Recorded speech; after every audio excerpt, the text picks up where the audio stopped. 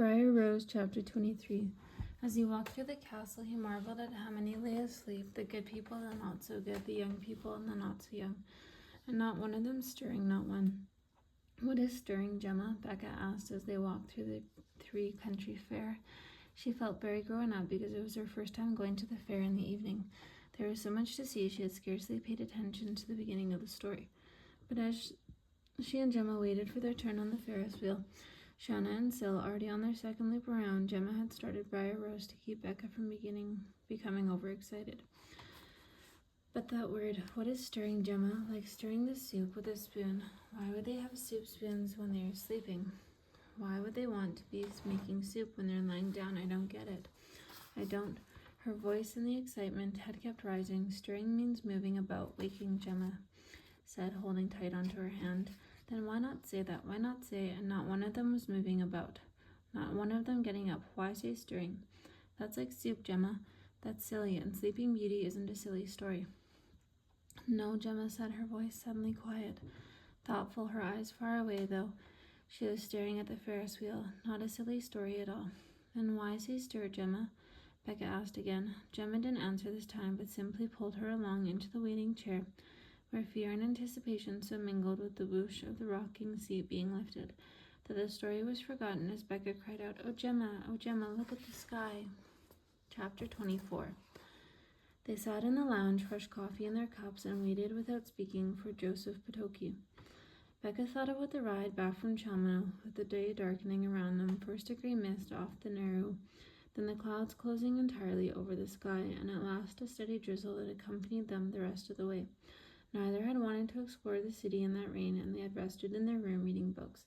Becca's book was a history of Poland, and she had been surprised to find the name. Potoki was one of the aristocratic families known in southern Poland since the 13th century. "Do you think our Joseph Potoki is of royal blood?" she asked, her voice a sudden intrusion into the silence of the room. "We have no royalty in Poland anymore," Magda said shortly. Then she laughed. "Anyone can shorten his name or change it. You see princes and castles everywhere." "That Schloss," Becca began. "If that was your grandmother's castle, she was from a very poor family indeed," Magda said. They were both silent for a long moment. Then Becca said suddenly, "You think I am foolish about this quest. My sisters think it's crazy. It's not crazy to want to know the past. It's only crazy to live there, like so many in the aristocracy." Magda smiled. "Come, it is dinner time." Dinner had hardly interested either of them, and they had picked at their food. The coffee and cake were the only things Becca had eaten with any gusto. The wait in the lounge, fresh coffee in their cups, seemed endless. "What time is it?" Becca asked, not for the first time. "He said 8 o'clock, but it is 7:30, Magda answered. The past had been waiting for 50 years or more. "Becca, another hour more or less," she laughed. "I sound like Auntie to you, and I am older than you, and you are older than I." Becca returned the laugh. "You're right, I'm being a goose." "Goose? How is this a goose?" "Goose, ninny, el stupido, nitwit." "Ah, I know nitwit. I had a boyfriend who was American. He would slap his hand to his head, so," she demonstrated. "Such a nitwit," he would say. "So a nitwit is a goose, a ninny." "Ninny. Good, I learn more English. I will keep goose, I think," Magda said. She slapped her hand to her head. "Such a goose." They both laughed uproariously. "It is good to hear such laughter on a night like this." The voice was smooth, cultured, with British intonations, and a bit high-pitched with age. "Are you the two young women looking for Joseph Potoki?" There was a self-mocking undertone to it. A tall, thin man stepped into the little bit of light thrown by the table lamp. He had prominent high cheekbones that gave an oriental cast to his eyes, and a perfectly straight nose. His mouth was large and mobile, and firmer than his age demanded.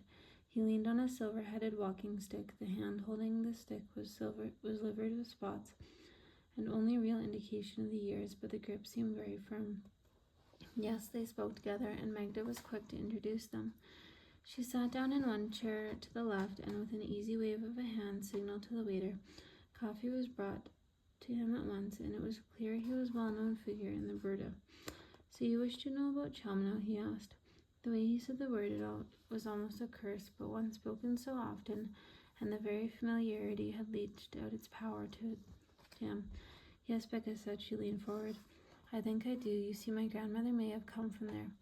Was she Jewish? Potoki asked. I do not ask this with any imputation. I merely ask, you see. Yes, Becca said she was. Then she could not have come from that place.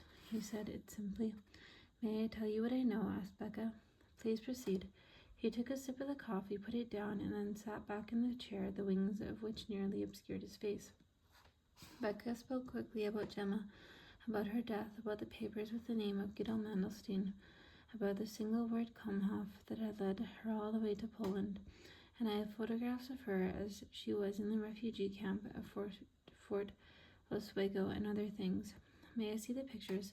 Potoki's voice was now somewhat brittle and suddenly tired. Becca realized that he must have replayed the same sort of scene many times with many travelers searching for loved ones.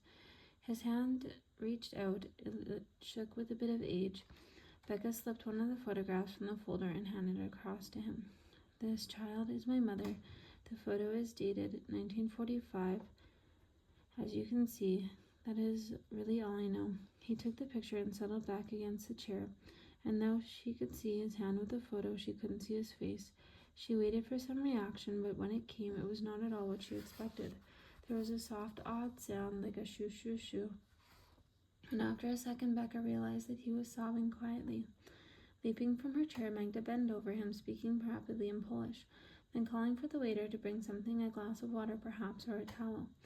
Potoki took a linen handkerchief from his pocket and leaned forward. The handkerchief had entwined initials in dark blue. He dabbed at his eyes. The dead, he said. The dead come back to life so unexpectedly. He looked over at Becca as if studying her face. Of course I should have seen it at once. You are her. Becca felt her hands begin to tremble. Suddenly she saw it all. The initials of the handkerchief were JMP, just like the ring. She took the passport picture of the man from the folder and stared at it. How could she have not seen? It was Potoki, very young and very handsome. She wondered that none of them, not her mother or her sisters and she, looked at all like him. Taking a deep breath and willing her hands to be still, she said at last, So you are my grandfather. She was stunned by the simplicity of it all. She took the ring from her pocketbook and held it out to him. He began to chuckle then and then to laugh, not a great belly of a laugh, but a very sedate and frail laugh. Putting the handkerchief up to his mouth and then to his eyes again, he shook his head. No, child, it is not possible. He spoke to Magda quickly in Polish, and Magda too laughed and sat back in her own chair.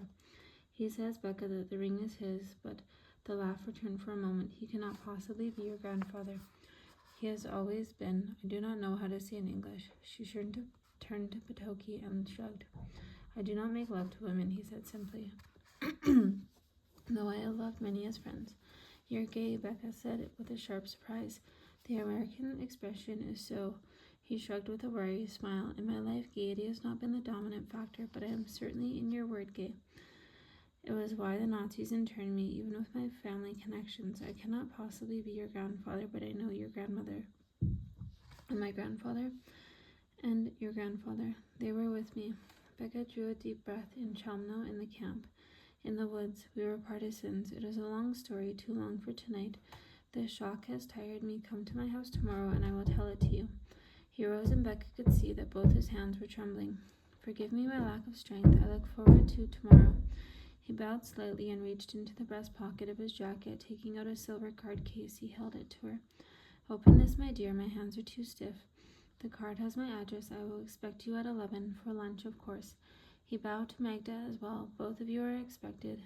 You are, I'm sure, not like most young people, and will be on time. Becca took the card and returned the case to his pocket, then bent over his stick. He walked away from them, and the doors seemed to magically open before him. Becca knew there was a doorman and waiters doing the actual mechanics, but she liked the thought that, like the thorn bush in Gemma's story, the doors were parting because he was some kind of prince. Well, Magda said when he was gone, there is an ending to your fairy tale, or at least a middle, Becca said. Then she added, I hope he doesn't die in the night. I think, Magda said, suddenly quite serious, that there is a man who will not let death take him by the hand until he has finished what he has begun. I think you are right, Becca answered as solemnly. Joseph Potoki's house was made of brick and stone and had been built in the middle of the last century. When they rang the bell, the door was opened by a plump, pleasant-looking woman dressed in a conservative dark dress with white piping around the collar. She spoke only Polish, so Magda explained. He is waiting for us in the drawing room. Drawing room, is that right? The room was a combination of living room and a library. There was a fireplace with a fire spitting sparks and just settling down. 3 stuffed chairs in a semicircle around a table by the hearth sat like a welcoming family. Potoki was already in command of the one closest to the fire. Come in, my young friends. The story is a long one, so you must make yourselves comfortable. We will have a light lunch and tea around 4 and dinner if the story is still ongoing in here. In the dining room, I have finished by then. Do not worry, it is not dull, it will not be a bore. Some of it will be about your grandmother, not all. She was only a part of the very large tale, as you will see, but I will try and stick as close to her part as I can. You are so like her indeed. Tell me, did she have a good life, child? Becca sat down on his right in a chair with a floral pattern of red and gold. I think so. She had 1 daughter and 3 granddaughters. She worked hard. We all loved her very, very much. We lived together all in one house, a large house, a very large house, sir. She would have liked that, and she never did marry again. He smiled. She told you nothing then. All she ever told us was the story of Briar Rose. Potoki looked inquiringly at Magda, who reeled off a quick Polish sentence. And then he turned and smiled. The fairy tale La Belle au Bois Dormant. His friend was flawless. I understand. I don't, Becca said. You will. And without further introduction, he began the promised story, telling it with a practiced economy as if he were a storyteller and not one of the main characters.